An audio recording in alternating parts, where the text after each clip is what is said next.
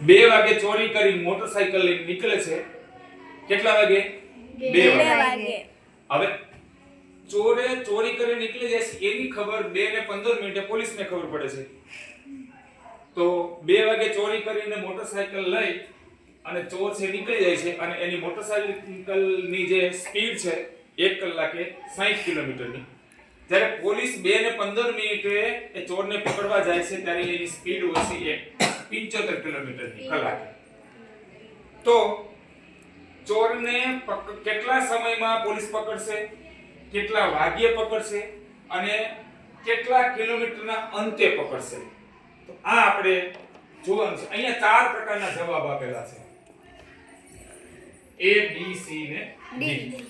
હવે જોઈએ તો પહેલા તો ચોર છે ચોરી કરીને નીકળશે તો એની સ્પીડ 4 કિલોમીટર 60 કિલોમીટરની છે અને પોલીસની ગાડી પહેલા એ 2 વાગે નીકળે, 15 મિનિટ પહેલા નીકળે છે.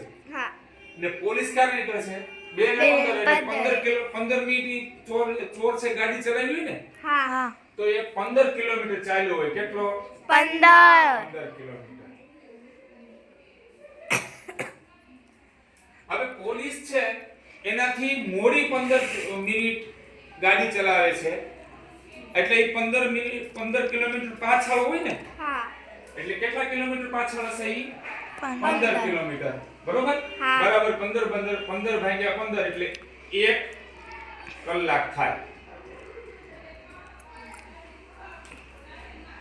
ચોરને પકડતા 1 કલાક થાય. બરોબર? આ કેટલા સમય? 1 કલાકમાં. બરોબર? આ 1 કલાક આ સમય. હવે કેટલા વાગે? તો કે 1 કલાકે પકડે છે તો પોલીસની ગાડી કેટલા વાગે નીકળી? 2:15. 1 કલાક ભેળવીએ તો કેટલા થાય? 3:15 થાય ને? હા. 3:15 ચોરને પકડ્યો હોય. હવે ત્રીજો પ્રશ્ન એ છે કેટલા કિલોમીટરના અંતરે? તો 1 કલાકમાં પોલીસની ગાડી કેટલા કિલોમીટર ચાલે છે? 75 કિલોમીટર.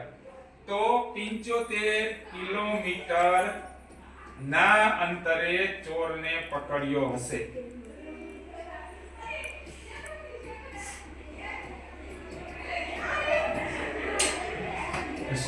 આ એનો આન્સર છે. ઓકે, ખબર પડી?